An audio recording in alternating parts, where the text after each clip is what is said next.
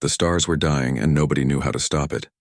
Captain Helen Carter stood in the observation deck of her ship, the Horizon's Edge, watching the emergency transmission for the third time. The message was simple and terrifying.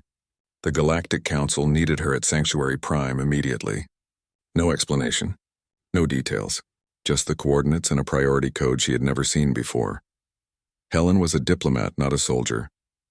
She spent her days negotiating trade agreements and settling minor disputes between species. She was good at her job because she listened more than she talked and never made promises she could not keep. But the tone of this message made her hands shake. The journey to Sanctuary Prime took 6 hours through quantum slip space. When her ship emerged near the hidden fortress, Helen saw something that confirmed her worst fears.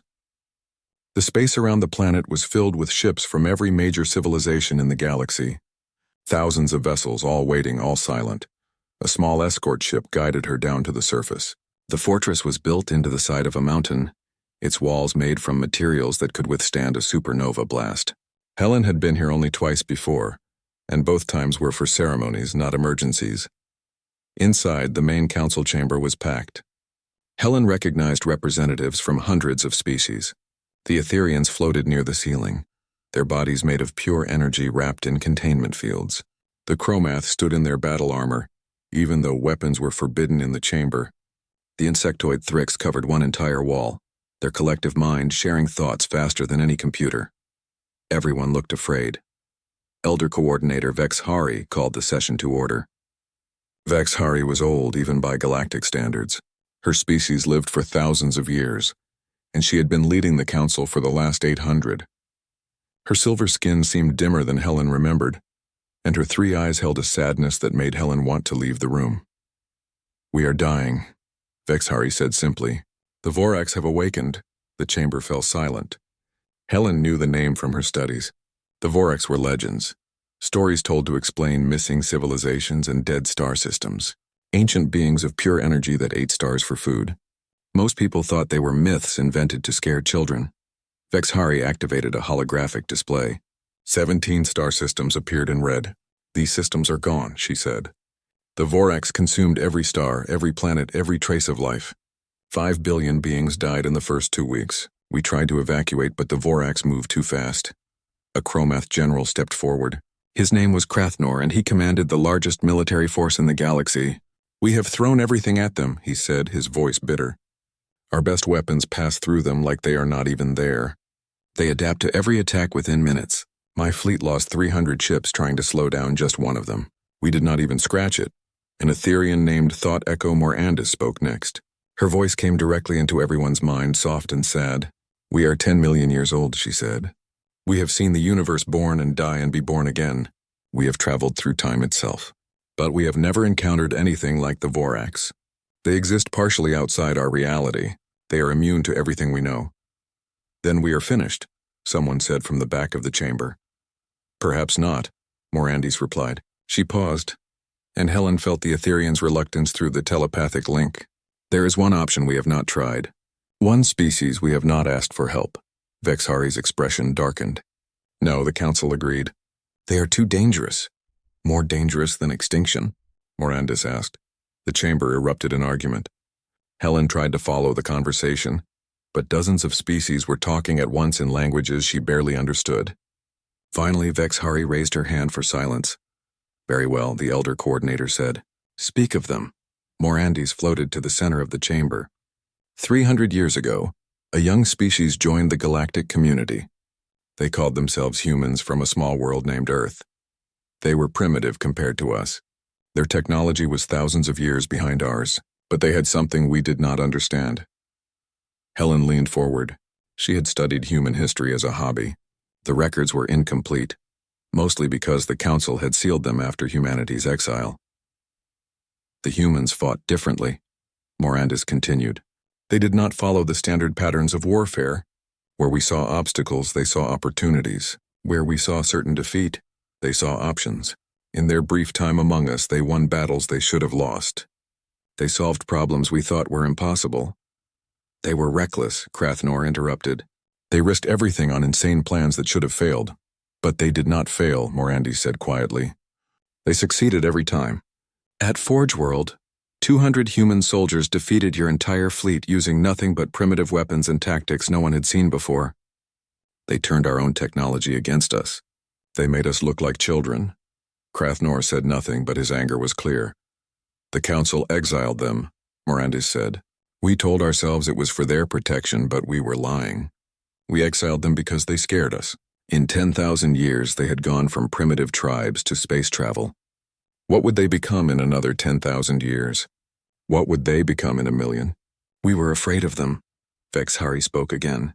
The exile was meant to last 1,000 years. We told humanity they needed time to mature, to learn discipline. But it has only been 300 years. If we go to them now, they will remember what we did. They will remember that we cast them out in shame. They will also remember that billions are dying, Helen heard herself say. Everyone turned to look at her.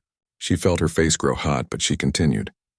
I have studied human history, she said. They fought wars among themselves for thousands of years. Terrible wars.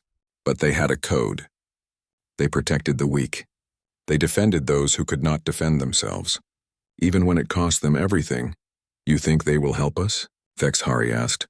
I think they will help the 5 billion who died, Helen said. And the billions more who will die if we do nothing. The chamber fell silent. Helen could feel the weight of thousands of eyes on her. Some human-like, some completely alien. She had just volunteered herself for a mission that might be impossible. Very well, Vexhari said finally. Captain Carter, you will go to Earth. You will ask for their help. You will explain the situation and make no promises we cannot keep. If they agree, you will guide them back here. If they refuse? She trailed off, but everyone knew the rest. If humans refused, the galaxy would die. Helen bowed her head. I understand. As she left the chamber, Morandis caught up with her. The Etherean's thoughts touched her mind gently. Be careful, Captain. 300 years is a long time for humans. We do not know what they have become in their isolation. We do not know if they are still the species we remember. What do you think I will find? Helen asked. Morandis was quiet for a moment. I think you will find exactly what we feared, she said. A species that has grown stronger in the darkness. A species that learned to survive without us. And I think when you ask for their help, they will have every right to tell us no. Helen returned to her ship and set course for Earth. As the horizon's edge entered quantum slip, she pulled up the classified files on humanity's exile. She read about the Battle of Forge World, about human tactics that made no sense but worked anyway, about the fear in the Council's notes. The last entry was from Vexhari herself. They fight like they have nothing to lose, the Elder Coordinator had written. They laugh in the face of death. They take impossible risks and somehow survive. If we allow them to continue, they will surpass us all within centuries. We must exile them before it is too late. Helen closed the file and stared out at the stars rushing past her ship. In 6 days she would reach Earth. In 6 days she would face the species that terrified the gods and ask them to save a galaxy that had cast them out. She just hoped they would listen. The horizon's edge dropped out of quantum slip at the edge of Earth's solar system. And immediately, every alarm on Helen's ship started screaming. Her sensors showed defensive satellites everywhere. Hundreds of them, maybe thousands, all pointed directly at her ship. The technology looked strange, not like anything in the Council database. Before she could send a greeting message, 3 ships appeared around her.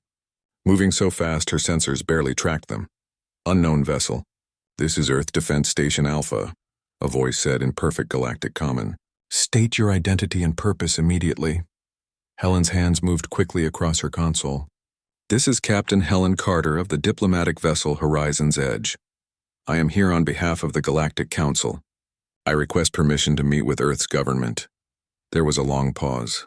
Helen watched the 3 human ships circling her vessel like predators studying prey. Their design was unusual, sleek, and aggressive, with engines that seemed to bend space itself in ways that should not be possible. Stand by for boarding inspection, the voice said. One of the human ships attached itself to her airlock.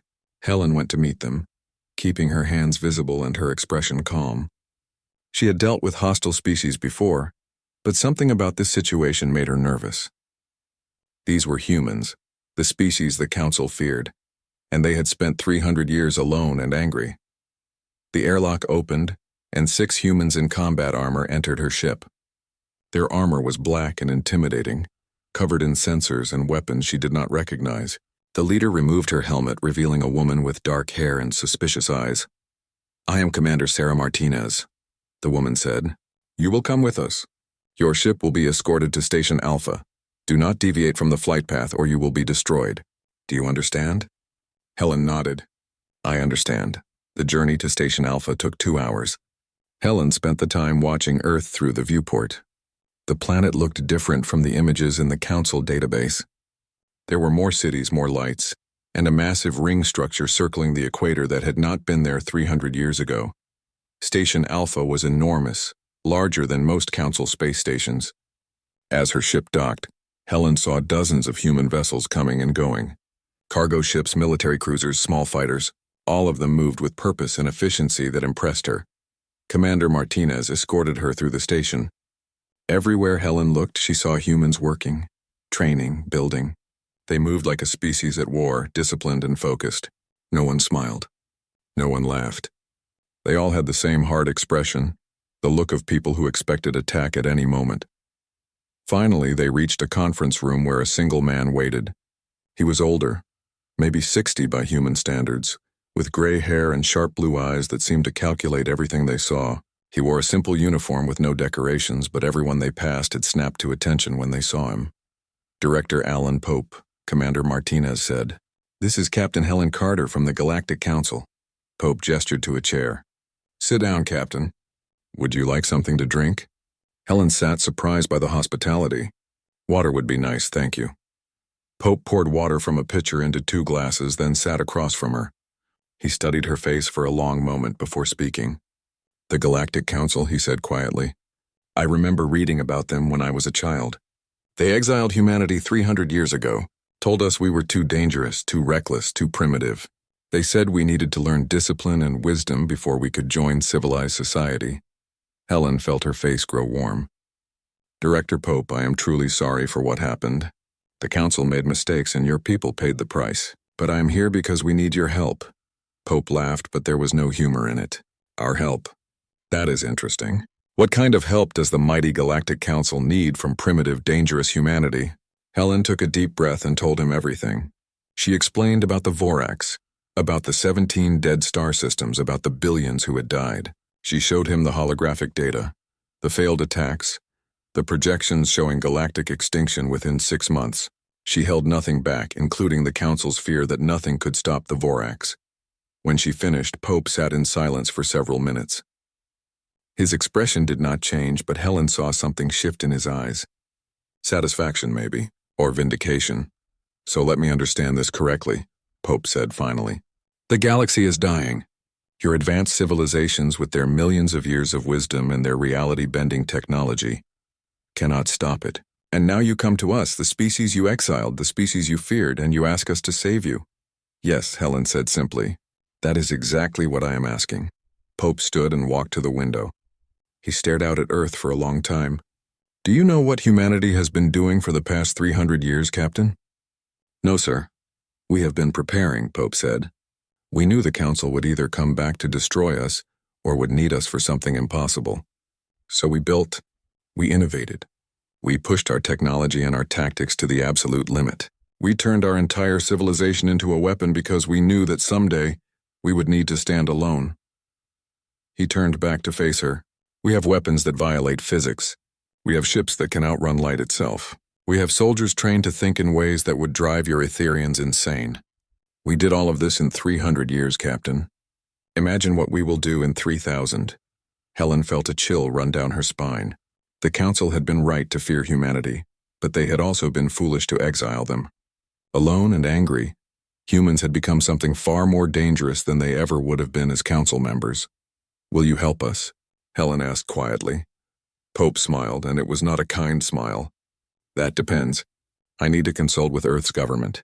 We are a democracy, Captain. We do not make decisions like this alone."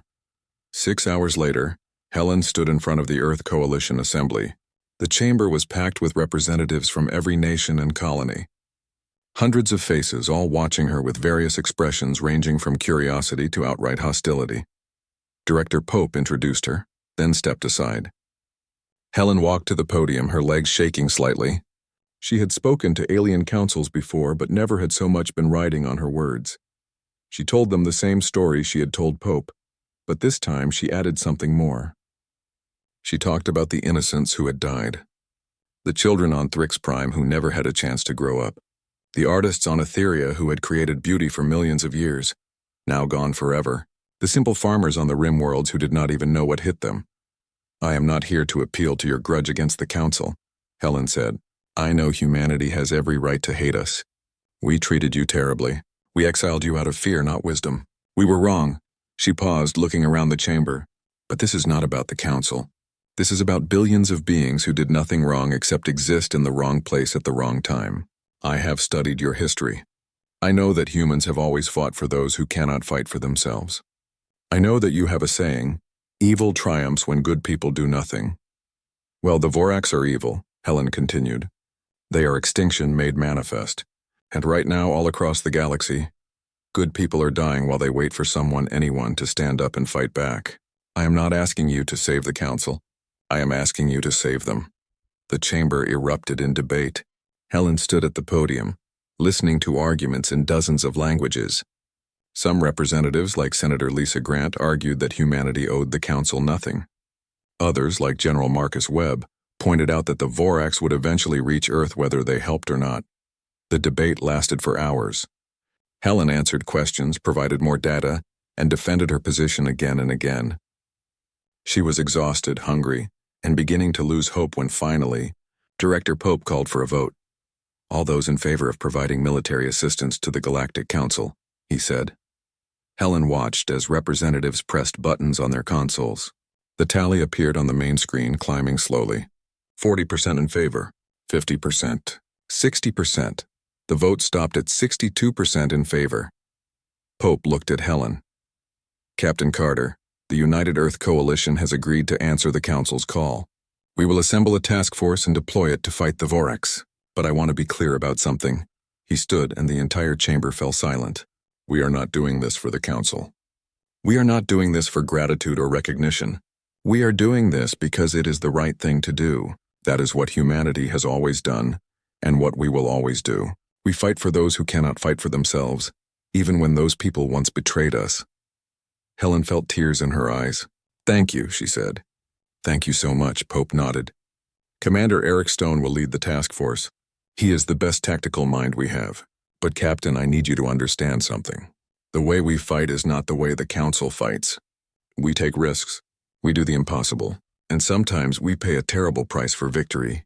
Are you prepared for that? Helen thought about the 5 billion who had already died. She thought about the billions more who would die if nothing changed. Yes, she said. I am prepared. Then let us go save your galaxy, Pope said. And maybe, just maybe. The human fleet arrived at the Traxxas system exactly 3 days after leaving Earth. Commander Eric Stone stood on the bridge of the carrier New Darwin, watching the battle unfold on his screens. It was not going well. The Vorax were destroying everything. 3 massive energy beings floated through space, each one the size of a small moon. They glowed with a sickly green light that hurt to look at directly. Around them, Council ships fired every weapon they had. Plasma cannons, quantum torpedoes, gravity bombs. Nothing worked. The weapons passed through the Vorax like they were made of smoke. As Stone watched, another Council cruiser exploded. The Vorax had drained its power core, leaving it dead in space. Then the ship just tore apart as its systems failed. Hundreds of beings died in seconds. How many Council ships left? Stone asked. His tactical officer, Lieutenant Kate Hughes, checked her screen. 42, sir. They started with over 200. Stone was quiet for a moment. He was a tall man with dark skin and gray in his hair. He had fought in more battles than he could count, but he had never seen anything like this. The Vorax were not just powerful. They were nightmare fuel. Get me Dr. Amy Liu, he said. Dr. Liu appeared on his screen a moment later. She was young for a chief science officer, only 30, but she was brilliant. Stone had worked with her for 5 years, and she had never failed to find an answer when he needed one. I need you to scan the Vorax, Stone said. Use every sensor we have. Find me something, anything that gives us an advantage. Sir, the Council has been scanning them for weeks, Liu said. They found nothing. Then we will find what they missed, Stone said. That is why we are here. Liu nodded and got to work.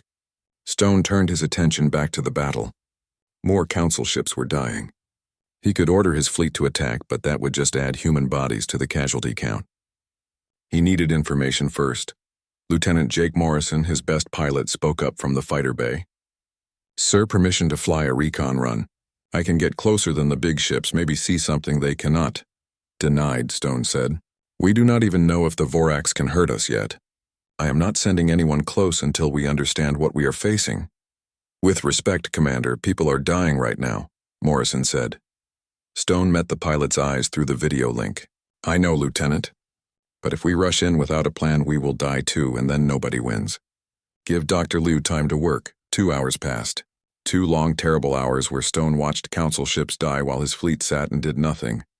He could feel his crew getting restless. They wanted to fight, to help, to do something. But Stone had learned patience the hard way. Rushing into battle without understanding your enemy was how you got everyone killed. Finally, Dr. Liu called him. "Commander, I found something." Stone felt relief wash over him. "Show me." Liu put a complex diagram on the main screen. The Vorax exist partially outside normal space-time. That is why weapons pass through them. They are only anchored to our reality at specific points, and those points are constantly shifting. "So they are invulnerable," Stone said. "Not exactly," Liu said. She highlighted several areas on the diagram.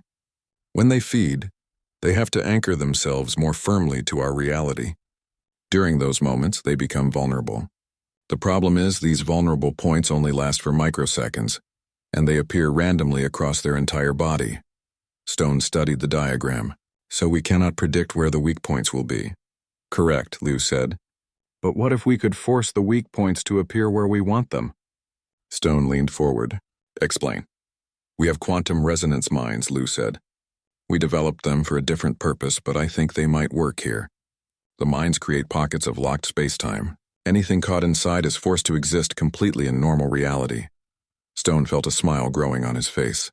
"So we plant the mines near the Vorax, activate them, and force the Vorax to become solid." "Exactly," Liu said. "But there is a problem. The mines need to be placed very close to the Vorax. Within 100 meters, any ship that gets that close will probably be destroyed." Stone looked at Morrison's video feed. The pilot was grinning. "I volunteer, sir." "You would need to fly directly at those things," Stone said. "Deploy the mines, then escape before they detonate. The acceleration would kill most people." Morrison shrugged.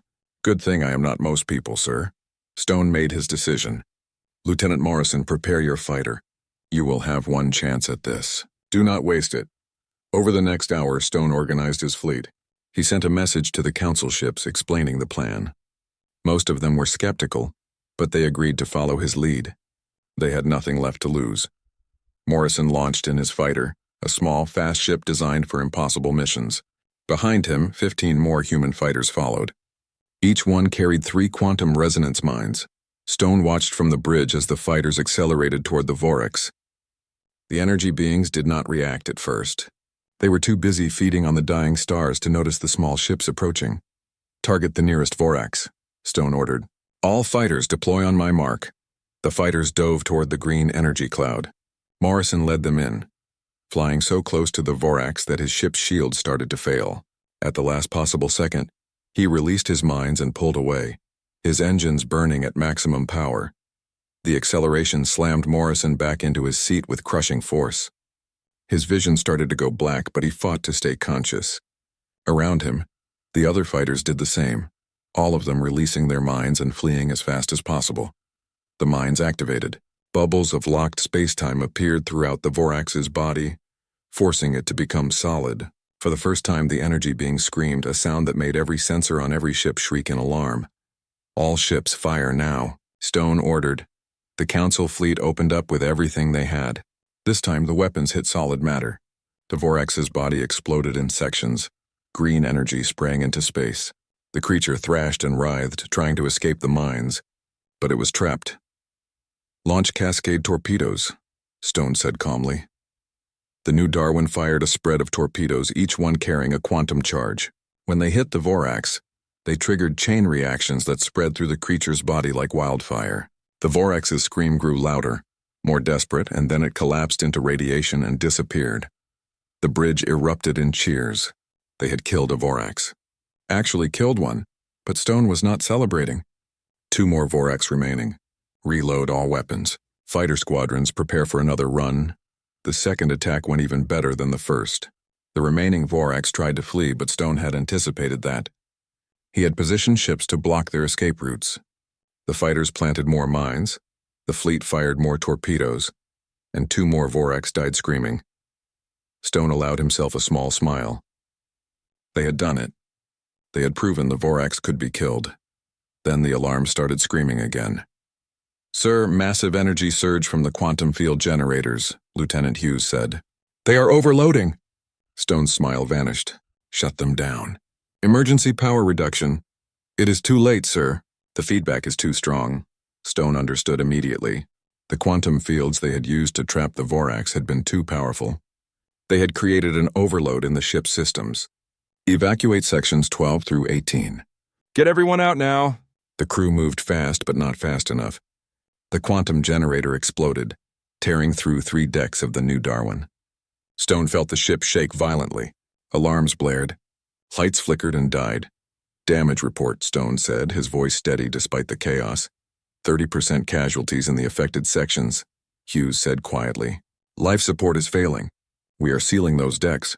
Stone closed his eyes for a moment. 30%. That was over 200 people. 200 humans who had volunteered to save a galaxy that had exiled them. Dr. Liu had been in Section 15. "Sir, we need to retreat," Hughes said. "The ship is badly damaged." "We need time to repair," Stone nodded. "Signal the fleet. Full retreat. Morrison, cover our withdrawal."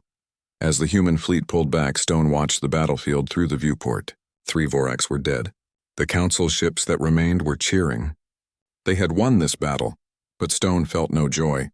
He thought about Dr. Liu, brilliant and young and now gone. He thought about all the others who had died to prove that humanity could fight the impossible. He pulled up the tactical display and studied the data.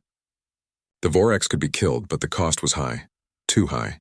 And there were dozens more Vorax scattered across the galaxy. At this rate, even if they won, there would be nobody left to celebrate. Lieutenant Morrison's face appeared on the screen. The pilot looked tired and sad. "Commander, orders?" Stone stared at the empty space where the Vorax had been. "We go back to the Council," he said. "We tell them we can win this war, and we pray they are willing to pay the price victory demands." As the New Darwin limped toward the nearest Council station, Stone went to his quarters and wrote letters to the families of those who had died. It was a commander's duty, one he had performed too many times. But it never got easier. He thought about what Director Pope had said. Sometimes humanity paid a terrible price for victory. Stone had just learned exactly how terrible that price could be. The victory at Traxxas bought the galaxy 3 weeks before the Vorax attacked again. 3 weeks that Commander Eric Stone spent planning, training, and trying not to think about Dr. Liu's empty chair in the science lab. He stood in the Council war room on Sanctuary Prime, surrounded by military leaders from 50 different species. General Krathnor of the Chromath Empire was there, along with Fleet Commander Shendra of the Thrix Collective and Admiral Vorn of the Etherian Defense Force. They all looked at Stone with a mixture of respect and uncertainty. "The Vorax are learning," Stone said, pointing to the tactical display. "After Traxxas, they scattered. They are no longer grouping together, which makes them harder to find and kill, but it also means they are afraid. We hurt them, and they know we can do it again." "So what do you propose?" Krathnor asked. The Chromath general still did not like taking orders from a human, but even he had to admit Stone's tactics worked. "We hunt them," Stone said simply. "We split our forces into hunter groups. Each group has human tactical advisors and council ships. We track down every Vorax and eliminate them before they can regroup." Elder Coordinator Vex Hari looked worried. "That will spread our forces thin. If a hunter group encounters more than 1 Vorax, they will be destroyed. Then we make sure each group can handle 2 Vorax," Stone said. "We train them. We give them our quantum minds. We teach them to think like humans." The last part made several representatives uncomfortable. Stone noticed but did not comment. He knew what they were thinking. Teaching other species to fight like humans meant teaching them to be reckless, unpredictable, and willing to die for victory. Captain Helen Carter, who had been standing quietly in the corner, spoke up. "Commander Stone is right. We cannot sit and wait for the Vorax to come to us. We have to take the fight to them. The council agreed and the great hunt began. Stone divided his forces into 12 hunter groups. Each one had a mix of human and council ships, with at least one human commander providing tactical guidance. Lieutenant Morrison led one group. Commander Sarah Martinez, who had escorted Helen to Earth, led another. Stone kept the largest group for himself. The hunt took them across the galaxy. Stone's group tracked a Vorax to the outer rim, where it was feeding on a young star. They used the same tactics as Traxxas. Fighters planted quantum mines, the fleet opened fire, and the Vorax died. But not every hunt went smoothly. Morrison's group cornered a Vorax in the Krathnoon Nebula. The nebula's natural radiation masked their approach, and they managed to deploy mines before the Vorax even knew they were there. Morrison reported it as a clean kill. No casualties. Helen Carter, who had requested to join one of the hunter groups, commanded a mixed crew that included Chromath soldiers and Etherian scientists. They found a Vorax hiding in the ruins of an ancient civilization. The debris field gave them cover, and they used it to set a trap. Helen felt proud watching different species work together, sharing knowledge and tactics they would never have shared before the war. But then Captain Nicole Harper's group walked into an ambush. Stone received the distress call while his fleet was searching the coreward reach. Harper's voice was calm despite the chaos in the background. "We have 3 Vorax. Repeat, 3 Vorax. They were waiting for us." It was a trap. Stone felt his blood go cold. Harper, retreat immediately. Do not engage. Too late for that, Commander. They are blocking our escape route. We are going to try to fight our way out. Stone listened helplessly as Harper's group fought. He heard weapons fire, heard the screams of dying crew members, heard Harper giving orders even as her ship fell apart around her. "All ships, this is Harper," she said finally. "We cannot win this. I'm transmitting all tactical data. Learn from our mistakes." "Harper out!" The transmission cut off. Stone stood frozen, staring at the screen. Harper and her entire group, over 500 beings from a dozen species, were gone. But Harper had been right to send the data. Stone studied it carefully, and what he found made him realize the situation was worse than he thought. The 3 Vorax had coordinated their attack. They had worked together, using tactics and strategy. The Vorax were not just learning to defend themselves. They were learning to hunt. Stone called an emergency meeting with his senior officers. Lieutenant Morrison attended via video link from his ship. Commander Martinez flew in from her patrol zone. Helen Carter was there too, her face showing the strain of watching people die. "We are running out of time," Stone said. "Harper's data shows the Vorax are adapting faster than we expected.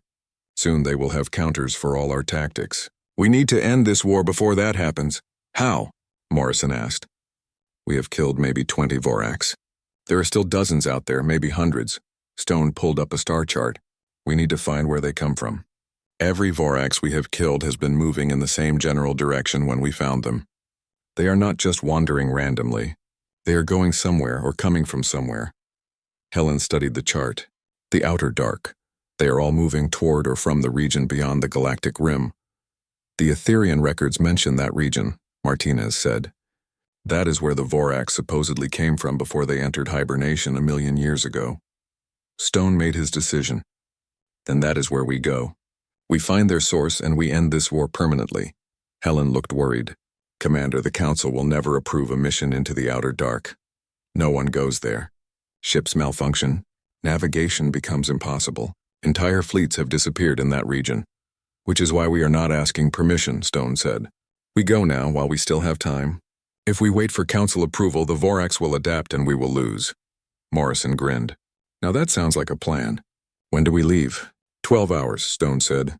"Tell your crews to prepare for a long journey, and tell them this might be a one-way trip." The small fleet departed in secret. Stone took the new Darwin, still bearing scars from the Traxxas battle. Morrison brought his fighter wing. Martinez commanded 3 human cruisers. Helen insisted on coming too, bringing her diplomatic ship and a small escort of council vessels. The journey into the outer dark was exactly as terrible as the stories suggested. After 3 days, navigation systems started failing. After 5 days, 2 ships had to turn back because their engines stopped working. After a week, Morrison reported that his fighters were experiencing power fluctuations that made no sense. Stone refused to give up. Something in his gut told him they were close. He had spent his entire career trusting his instincts, and they had never failed him before. On the 9th day, Morrison was flying a solo patrol when he found it. "Commander, you need to see this," Morrison said, his voice shaking slightly. Stone looked at the data Morrison was transmitting and felt his heart sink. The empty region of space Morrison had flown into was not empty at all. Behind a curtain of folded spacetime was a star system, and orbiting the dying star was a structure so massive it made planets look like toys. The Vorax nest. Stone counted the energy signatures surrounding the structure. Not dozens of Vorax, not hundreds, thousands, all of them sleeping. All of them waiting for the star they orbited to die so they could feed one last time, before spreading across the galaxy. "Get back here." "Morrison," Stone said quietly. When Morrison returned to the new Darwin, Stone called another meeting. He showed everyone the data and he watched their faces go pale. "We found their nest," Stone said, "and we found the real swarm. Everything we have been fighting was just the scouts. The main force is about to wake up." Helen sat down heavily. "We cannot fight thousands of Vorax. Even with everything we learned, we cannot win that battle." "No," Stone agreed. "We cannot fight them, but we can kill them while they sleep." He pulled up a schematic of the dying star. "We trigger a supernova. The star they orbit is already dying. We just speed up the process. The explosion will destroy the nest and everything around it."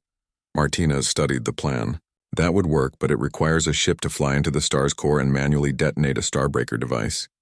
The gravity well is too strong for any automated system." "I know," Stone said. The room went silent.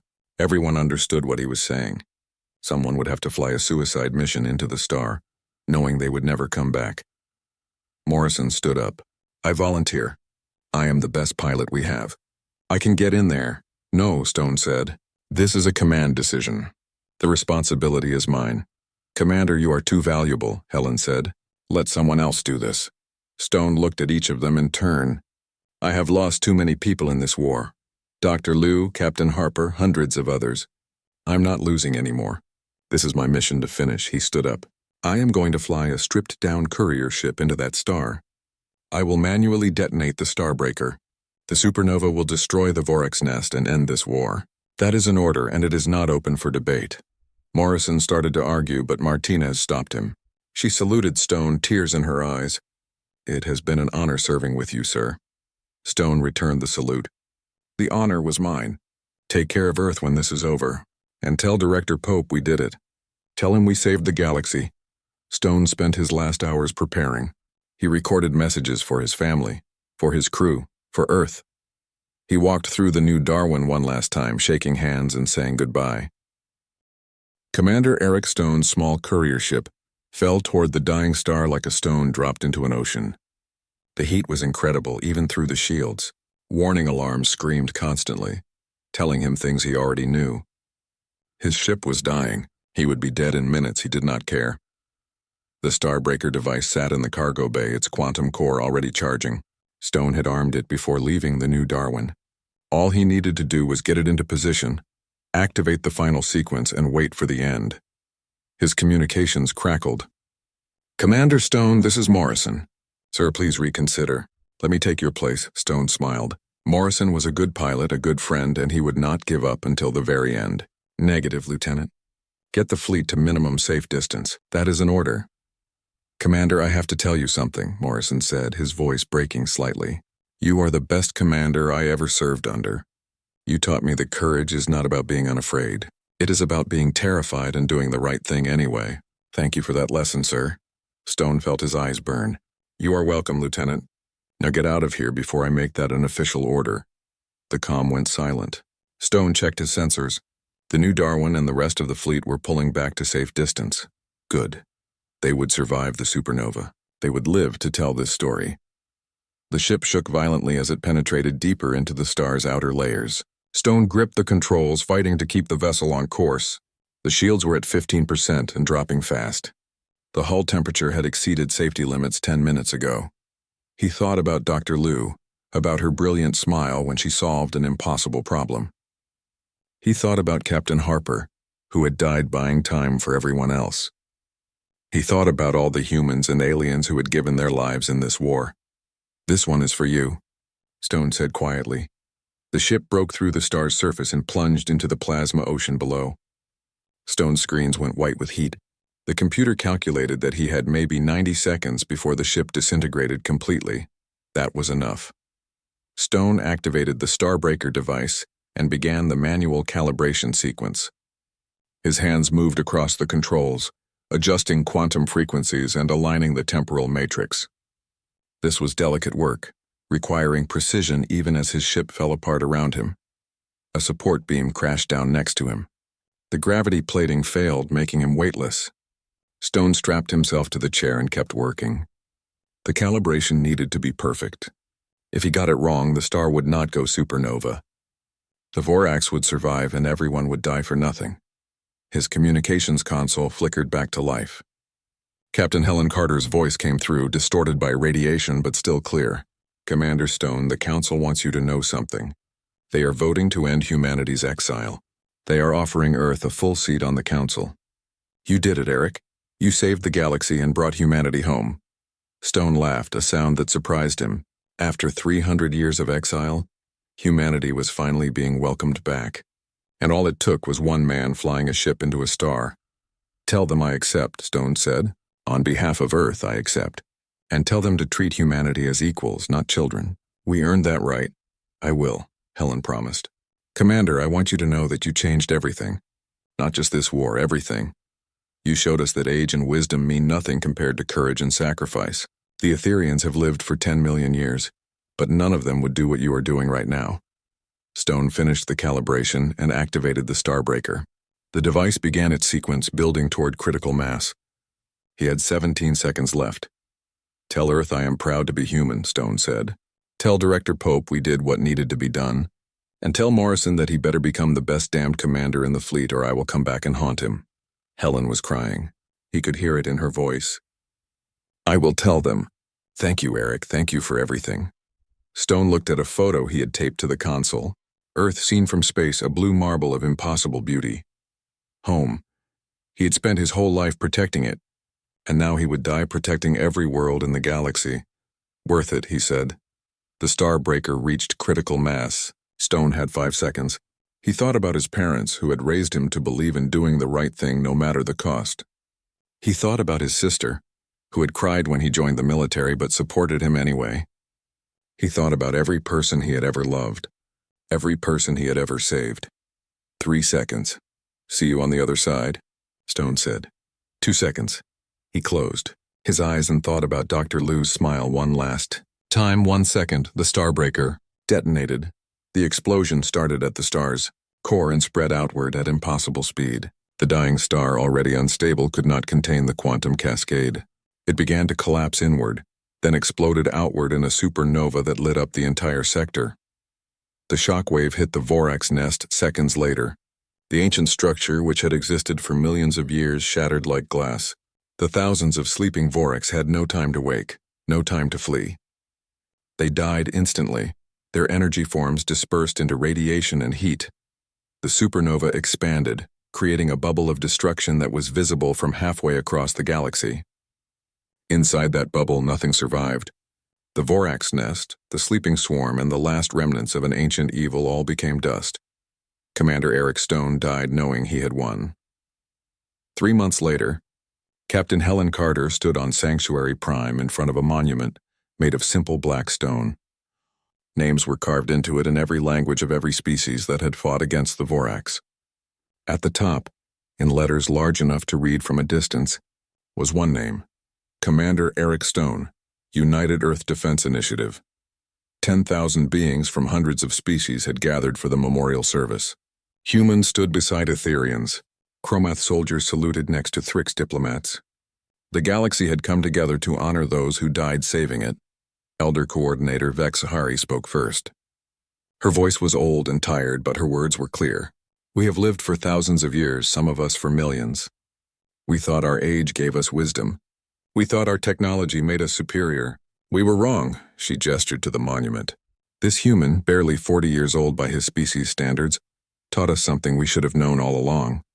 It is not age that makes someone great. It is not technology or power. It is courage. It is the willingness to stand between death and the innocent, knowing you will die and standing anyway." Lieutenant Morrison stepped forward next. He wore his dress uniform and his face was hard with controlled emotion. Commander Stone was my friend. He was my commander. He was the best man I ever knew. He taught me that being human is not about being the strongest or the smartest. It is about doing the right thing, even when the right thing costs you everything. Morrison placed a small American flag at the base of the monument. "Sir, the mission is complete." "You can rest now," Helen spoke last. She told the gathered crowd about meeting Stone for the first time, about his determination to save people he had never met. She told them about his final words, about his pride in being human, about his request that humanity be treated as equals. "The Galactic Council has voted unanimously," Helen said. "Humanity's exile is ended. Earth is offered a full seat on the Council, with all rights and responsibilities that entails." This motion was proposed by the Etherian Collective, who stated that in 10 million years they have never seen courage like humanity showed us. She looked out at the crowd. "Commander Stone saved us all. But more than that, he showed us what we could become. He showed us that working together, respecting each other, and being willing to sacrifice for others is what makes a civilization truly great." The ceremony ended with a moment of silence. 10,000 beings from hundreds of worlds stood quietly, honoring a human who died so they could live. That evening, Helen took a shuttle to Earth. Director Pope met her at the landing pad, along with representatives from Earth's government. She delivered the official invitation to join the council, and she watched as Pope read it carefully. "Do we accept?" Pope asked his advisors. The debate was shorter this time. Senator Lisa Grant, who had argued against helping the council, spoke first. "Commander Stone died for them. He died for everyone. I think he would want us to accept." General Marcus Webb agreed. "We proved we belong out there. We proved we are equals. Let us take our seat and make sure the galaxy never forgets what humanity can do." The vote was unanimous. Earth would join the Galactic Council. Helen attended the ceremony where humans officially took their place among the elder species. Director Pope spoke on behalf of Earth, and his words were broadcast across the entire galaxy. 300 years ago, you exiled us because you feared what we might become," Pope said. "You were right to fear us, not because we are violent or reckless, but because we refuse to accept limits. We refuse to believe that anything is impossible. We refuse to stand by while innocent people suffer." He paused, looking at the assembled council members. "But we are not here for revenge. We are not here to prove you wrong.